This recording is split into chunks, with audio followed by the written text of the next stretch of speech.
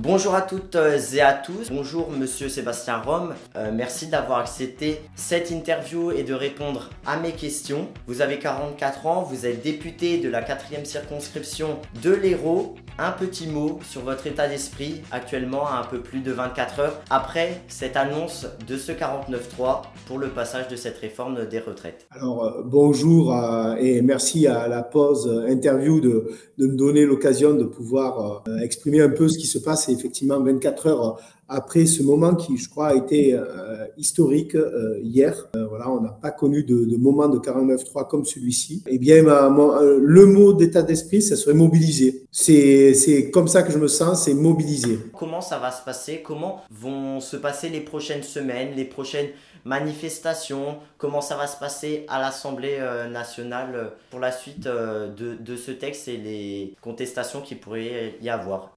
Les prochaines semaines, comment vont se passer les manifestations? Ça, je ne peux pas le prévoir, comme on n'a pas prévu qu'une fois que ce 49.3 a été dégainé, eh bien, les gens allaient spontanément sortir dans la rue, un peu partout en France, que ce soit dans les grandes villes, ou ce qui est extrêmement notable dans cette mobilisation, dans tout un tas de petites villes où les gens se réunissent spontanément.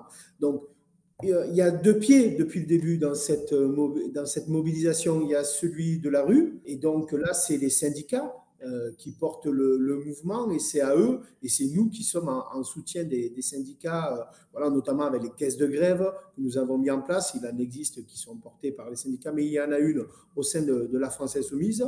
Donc, on met à disposition pour pouvoir bien abonder l'effort de grève qui est fait par les travailleurs. Donc ça, c'est eux, ça leur appartient. Et puis, il y a ce qui se passe à l'Assemblée nationale et qui commencera dimanche soir ou lundi, qui est la motion de censure. On va y revenir, mais on va aussi revenir ce matin. Ce matin, le ministre du Travail, Olivier Dussopt, a pris la parole sur BFM et il a dit que ce 49.3 n'était pas un échec. Ça aurait été un échec s'il n'y aurait pas eu de texte. En l'occurrence, il y en a eu un. Il a renvoyé la faute directement sur la NUPS en disant que c'était à cause de vous, vos 20 000 abonnements déposés, de votre obstruction.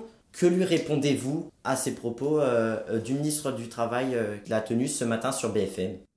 En fait, le ministre du Travail utilise des éléments de langage qu'on a à peu près compris maintenant, hein, c'est-à-dire qu'on dit l'inverse de la réalité constamment. Voilà, ça résume à peu près la réforme, aussi bien dans son fond. Hein. On dit qu'on va garantir 1 200 euros pour les retraites. En fait, ça ne concerne que très peu de gens. On dit qu'on va améliorer la retraite pour les femmes et au final, on se rend compte que ça va creuser les inégalités entre les hommes et les femmes. On dit qu'on va prendre en compte les carrières longues et au final, on voit que certains, selon leur âge de départ, leur âge de naissance, auront 43, 44 ou 45 ans de cotisation. Donc voilà, on dit toujours le contraire et c'est ce qu'il vient de faire là. Il nous a dit que la réforme était de gauche, bon, il essaye de la passer avec la droite.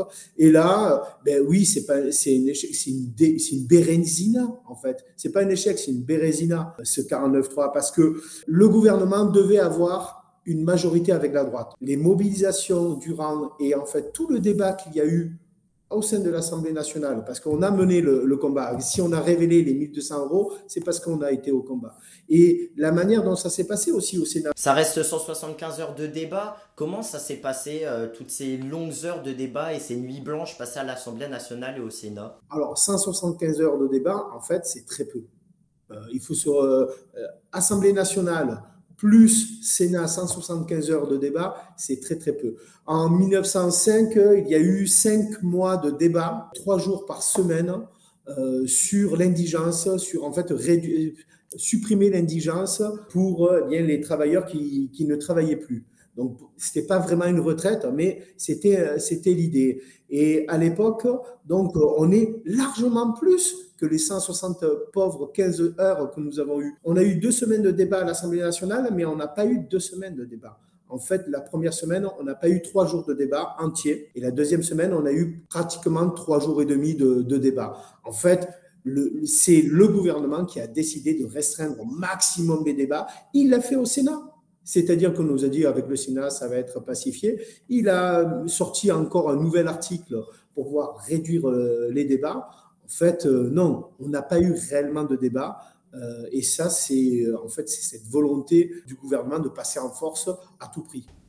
Mais justement, sur ces 175 heures de débat, un des arguments avancés par la majorité était justement les violences verbales qu'il y a pu en avoir entre les différents camps, entre la NUPS, le RN, Renaissance. Est-ce que ça a été réellement le cas? Et vous qui étiez dans un de ces camps visés, comment l'avez-vous ressenti? Alors, c'est vrai que j'ai ressenti de manière un peu injuste la manière dont ça a été retranscrit par les médias, mais en même temps, c'est assez habituel. En fait, le gouvernement, comme il savait qu'il n'allait pas avoir de base populaire pour faire passer cette réforme, a joué, en gros, la France insoumise, la NUPES, pas toute la NUPES, mais voilà, c'est ceux qui mettent le bazar. Mais en fait, quand on a regardé dans le détail ce qui s'est passé, déjà la première semaine, on n'a pas eu de soucis. Le moment où le camp présidentiel a réussi à bordéliser, parce que c'est eux qui ont bordélisé le débat, c'était à partir du moment où ils ont capté ce tweet de Thomas Porte, et donc ils ont commencé à hurler dans l'Assemblée nationale et à demander, exiger des excuses et à empêcher Thomas Porte de parler. Voilà. Et donc, on a utilisé le subterfuge, en fait, le seul lieu de pouvoir sur lequel il pouvait être condamné, c'était le bureau de l'Assemblée nationale, le camp macroniste, avec le RN. Et c'est eux qui ont décidé de mettre le bazar. Donc, en fait, c'était la seule stratégie pour faire passer cette réforme, en tout cas dans les médias, pour faire oublier les mauvaises mesures qui sont prises, c'était de parler de ce qui est à côté. C'est-à-dire, oui, il y a du bruit, oui, on attaque le gouvernement, mais c'est normal, c'est l'opposition. On a été bien moins violent que par le passé parlementaire. Quand Thorez dit au gouvernement, vous avez du sang sur les mains et vous avez beau applaudir, ce sang ne partira pas de vos mains. Voilà, on est dans une violence qui est largement plus forte. Quand la droite parlementaire insulte Jaurès en le traitant de traître juste avant la Première Guerre mondiale, c'est d'une violence absolue à ce moment-là. Donc voilà, on est largement en dessous.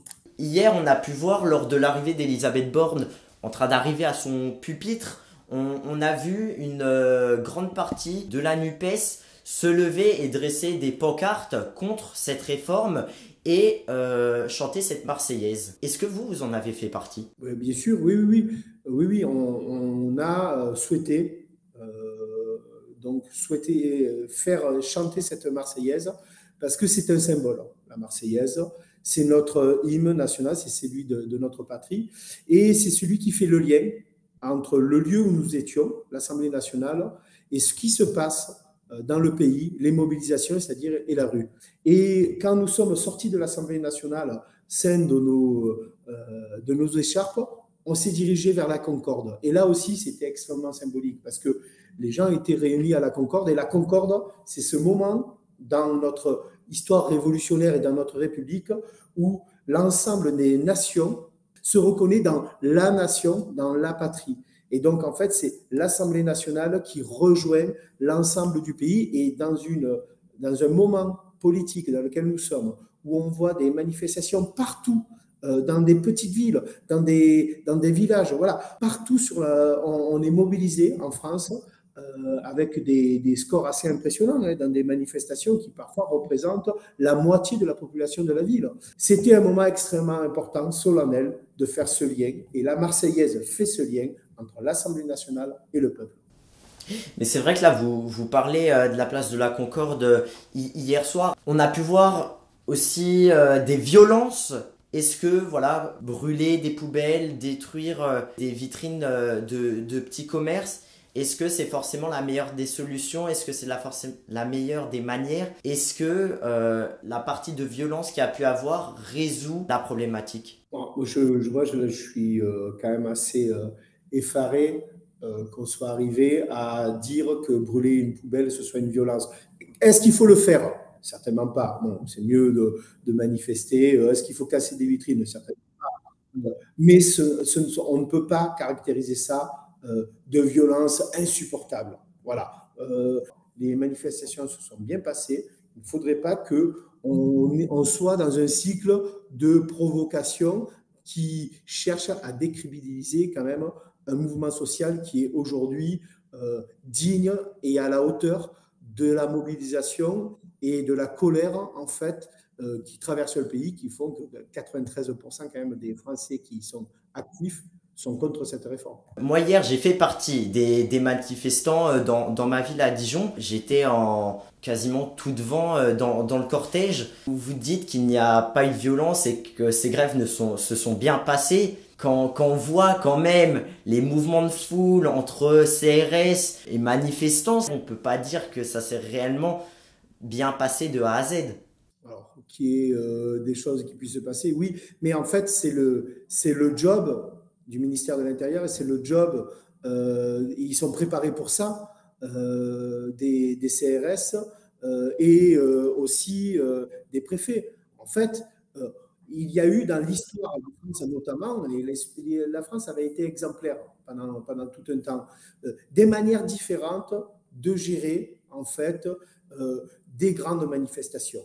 Voilà. Et la manière dont c'est géré, en fait, ça a une grande influence sur la manière dont les manifestants réagissent.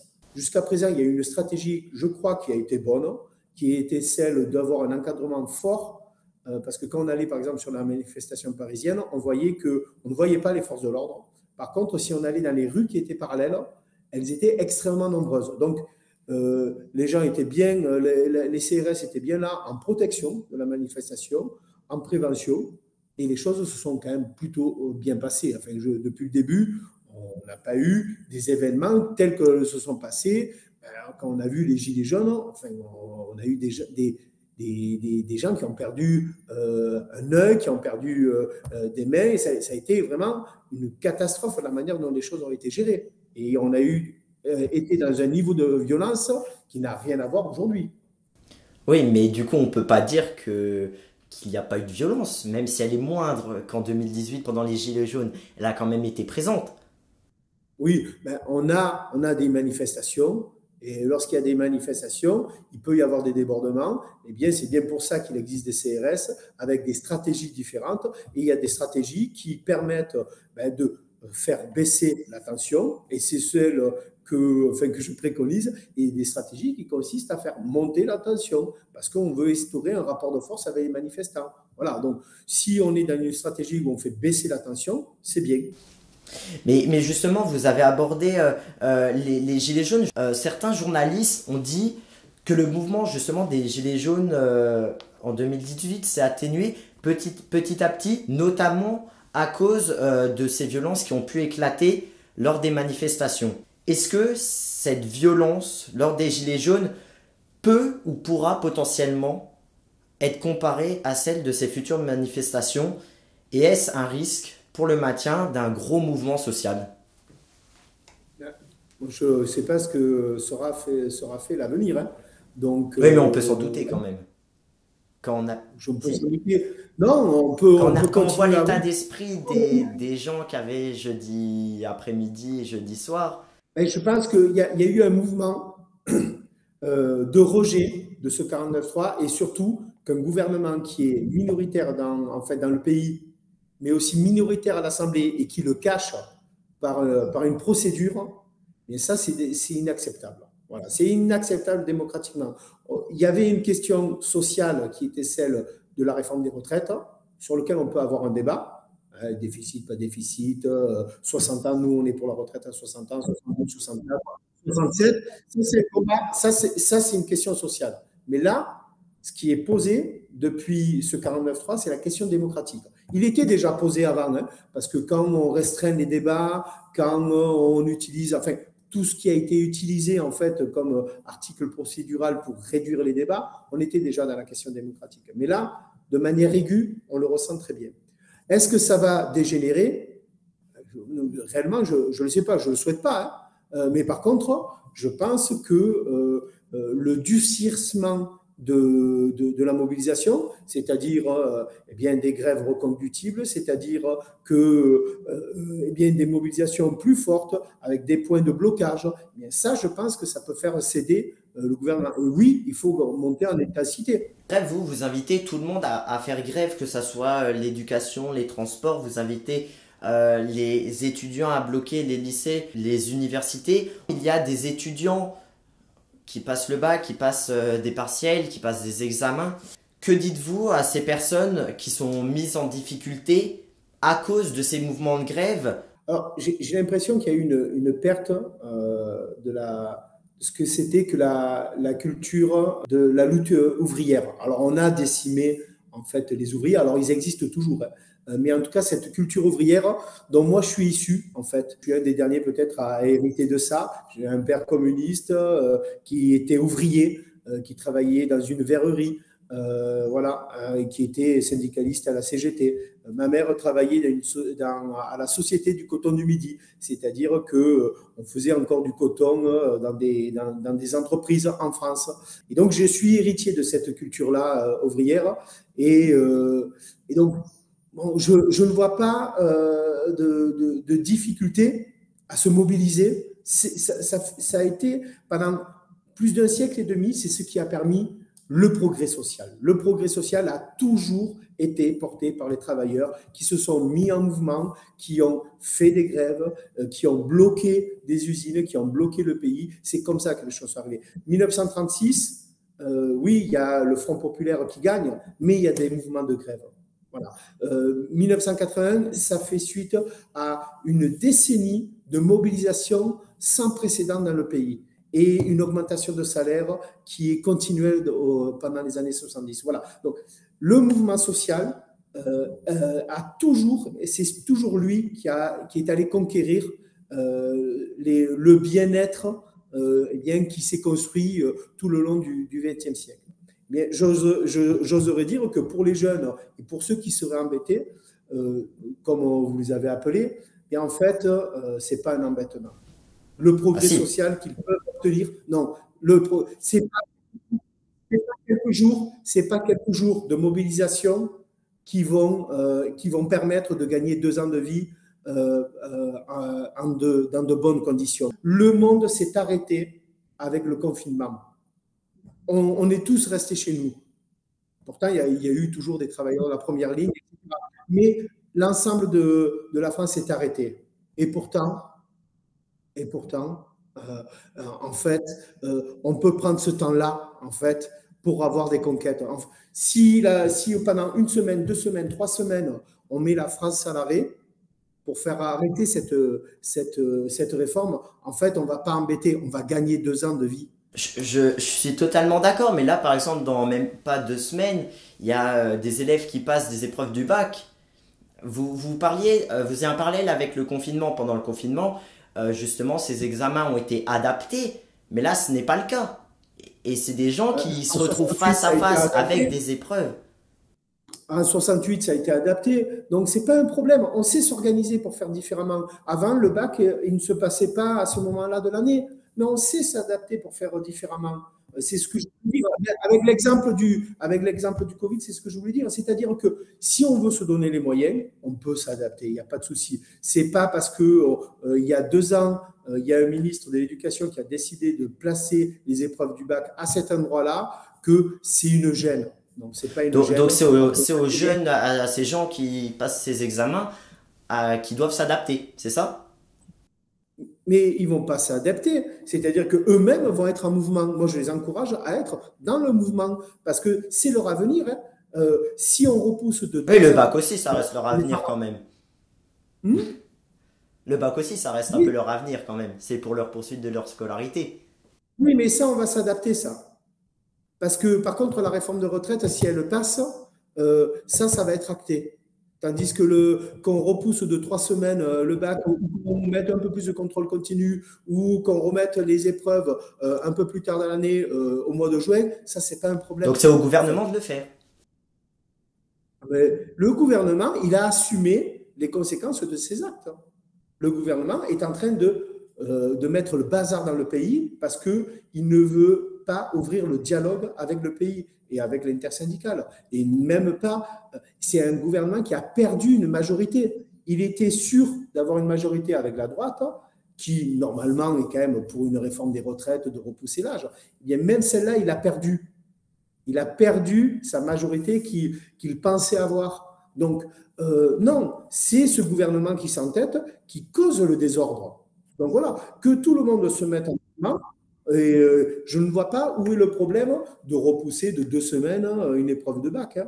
En parlant de cet âge de départ à la retraite, vous souhaitez la retraite à 60 ans. Est-ce possible économiquement à long terme?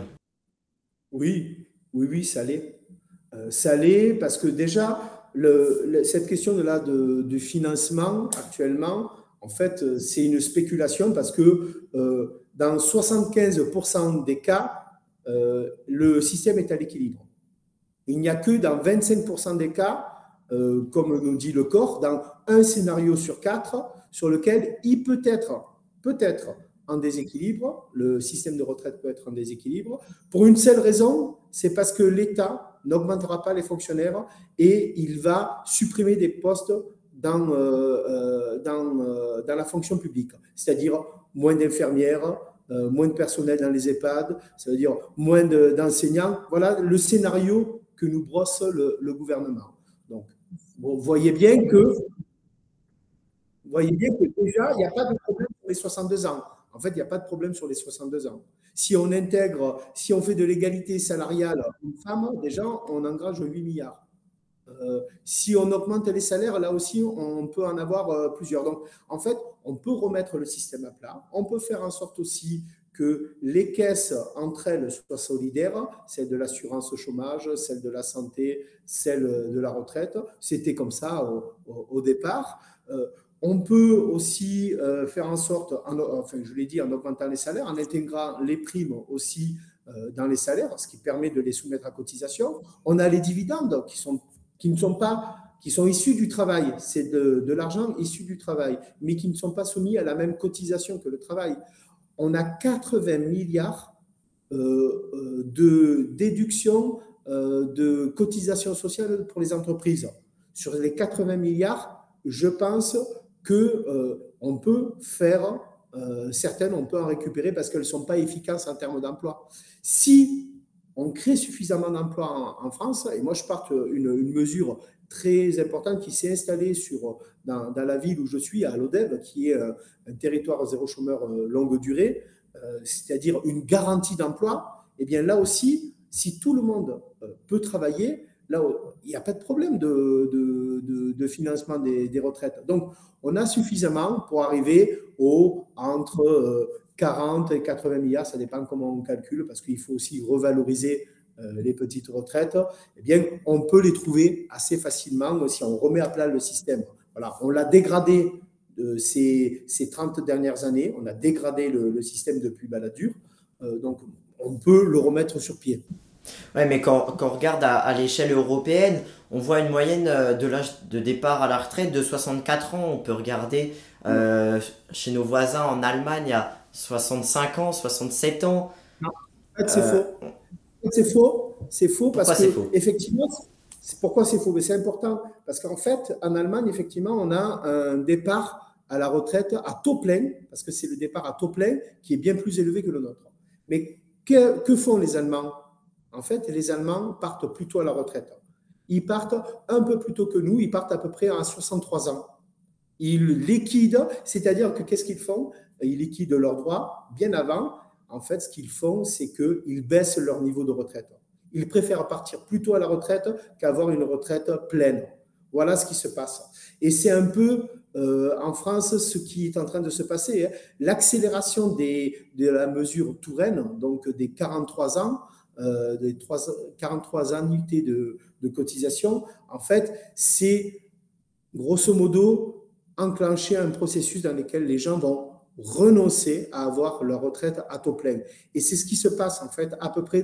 Le départ à la retraite réel dans tous les pays est autour de 63 ans. Il est plus bas même en Grèce parce que les gens cotisent en fait et au bout d'un moment, quand ils font le rapport entre la pénibilité du travail, l'envie d'avoir du temps pour soi et pour sa famille et pour faire d'autres choses, eh bien, ils décident de baisser leurs revenus. Et en France, on ne le dit pas assez, c'est quand même le pays où les retraités sont les moins pauvres. Il reste quand même 10% de retraités qui sont pauvres, mais c'est quand même le pays où on a fait le plus, où on a le plus réduit la pauvreté des personnes âgées. Là, on va reprendre le pli inverse si on continue avec ce type de réforme. Mais du coup, nous, on serait un des seuls pays à avoir une retraite à 60 ans. Oui, on éclaire le monde, il n'y a pas de problème. On a été même à une époque le seul pays à avoir une déclaration des droits de l'homme et du citoyen. Bon, Mais du coup, si c'est possible, pourquoi les autres pays ne le font pas aussi? ah, mais On c'est pourrait. à leur mouvement social. Ben oui, ben nous, en tout cas, on pourra le porter. On le portera avec des partis amis dans l'ensemble des pays européens. Oui, on montrera le chemin. Je voulais revenir 2 minutes sur ce 49-3. On parle d'une défaite à 3, 4 députés près. Est-ce que c'était le cas Je ne peux pas le savoir. Non, mais réellement, je ne peux pas le C'est les savoir. Et je médias qui pense ont dit que ça. pour ça, et je pense que c'est parce que le gouvernement ne le savait pas qu'il n'a pas pris le risque d'avoir une défaite. Parce que dans ces jeux-là, il y a quand même beaucoup, en ce moment, beaucoup de poker menteurs. Il y a du poker menteur de la part de députés du camp de Renaissance qui disent qu'ils ne vont pas le voter, mais qui, au final, l'auraient voté contraint parce qu'ils n'allaient pas se faire exclure de leur parti ou au moins se mettre en marge. Parce qu'ils ont des choses à défendre eux-mêmes, ils ont une circonscription à vouloir garder, etc. etc. Mais devant leurs électeurs, c'est très difficile. Donc, je crois que les députés de Renaissance ne sont pas mécontents du 49-3 parce que c'est le gouvernement qui assume cette réforme et pas eux. Ils peuvent toujours rentrer en circonscription et dire « Ah ben moi, vous savez, je ne l'aurais pas vraiment voté, voilà, je me serais abstenu. » ou voilà, non, voilà. Et on a la même chose, en fait, chez les députés LR qui font planer un doute sur leur vote parce qu'eux aussi rentrent en circonscription. Et donc, un 49-3, ça les arrange parce qu'ils n'ont pas à se prononcer. Et surtout, ça permet de garder ce groupe un peu uni parce qu'au moins, il ne s'est pas divisé dans le vote. Voilà. Donc, il y avait un intérêt à avoir ce 49-3 pour des députés au sein de l'Assemblée. Ouais, mais justement, les Républicains, est-ce que c'était quand ils parlaient d'un vote qu'ils allaient voter pour ou contre, est-ce que c'était réellement qu'ils étaient pour ou contre cette réforme, ou c'était justement, comme vous le dites, pour un mouvement politique, pour se rapprocher du peuple, ou une idée comme ça? Oui, il y a plein de raisons. Il y a tout un tas de raisons, hein. Et c'est parce que certainement, il y avait des députés qui devaient dire oui, oui, je vais voter, mais en fait, qui allaient s'abstenir au dernier moment. Certains, peut-être, prêchaient une chose pour une autre. Enfin, voilà. Donc, en fait, il y avait tellement d'incertitudes, il y a tellement de jeux, en fait, là-dedans, dont certains, on ne maîtrise pas, hein, voilà. En fait, c'était illisible pour le gouvernement qui, en fait, mais un gouvernement qui part sur une réforme aussi essentielle pour lui, qui nous annonce 2 jours avant qu'il a la majorité, qui nous annonce depuis des mois, en fait, qu'il a passé un accord avec la droite pour avoir la majorité et qui n'est pas capable d'être majoritaire au moment du vote, c'est bien un échec et voilà, c'est une bérésina. C'est réellement ça, je le disais au début, je le redis, c'est une bérésina d'Elisabeth Borne qui s'est présentée comme une ministre, une première ministre du dialogue, du compromis, mais qui en fait Justement, n'a ces jamais. compromis-là, ils ont eu lieu à l'Assemblée nationale ou pas? Je vais vous donner un exemple.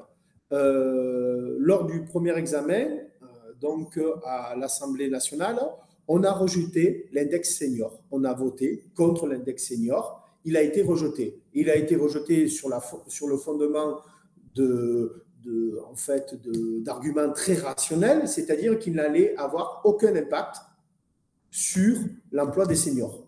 C'est-à-dire que l'index senior, il faut savoir ce que c'est. Hein, on veut savoir combien il y a de personnes senior dans l'entreprise. On n'a même pas défini ce que c'était senior. On ne sait pas si c'est plus de 50, plus de 55, plus de 60, plus de 57 et demi, on ne sait pas. Voilà. Et donc, ça n'allait avoir aucun effet sur l'emploi. Eh bien, on l'a rejeté à l'Assemblée nationale. Est-ce que le gouvernement a pris en compte un vote de l'Assemblée nationale?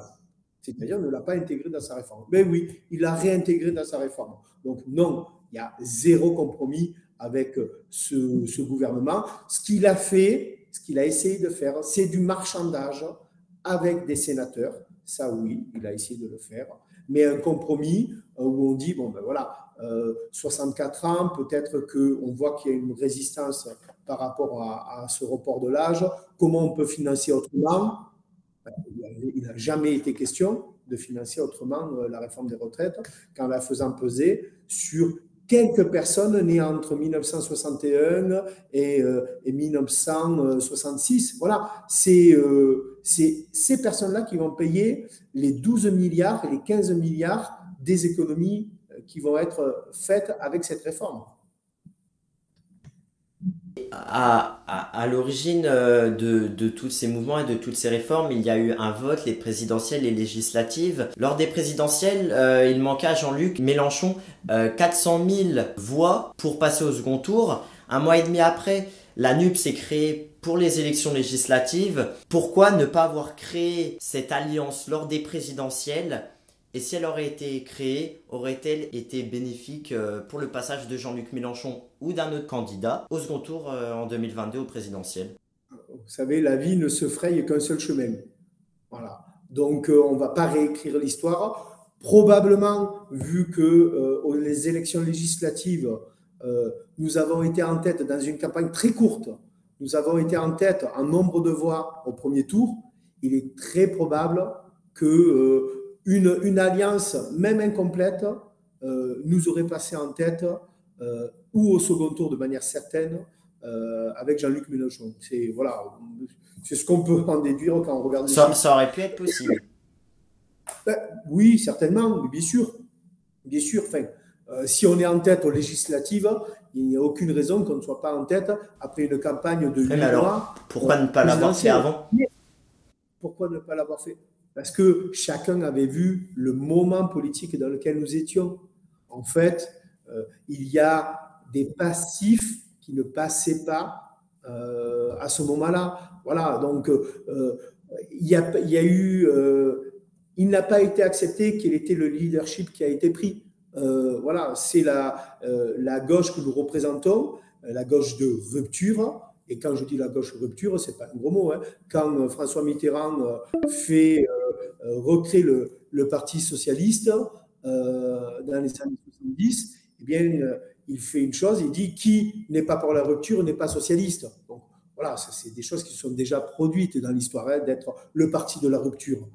Nous sommes le parti de la rupture aujourd'hui, parce qu'on veut un changement radical de politique, une autre politique est possible. Eh bien, les autres partis n'ont pas acté que nous avions ce leadership-là et que c'était une aspiration chez les Français, que cette rupture démocratique à avoir. Bon, ben, qu'est-ce que je dis? L'histoire, elle se réécrit pas. Et vous dites qu'au présidentiel, qu'Emmanuel Macron n'a pas gagné grâce à ses idées, mais grâce à des votes contre l'extrême droite. Vous, dans votre circonscription, il y avait un peu moins de 120 000 inscrits pour les législatives, mais seulement 51 000 ont voté au second tour. D'ailleurs, ce qui est ni plus ni moins que dans d'autres circonscriptions.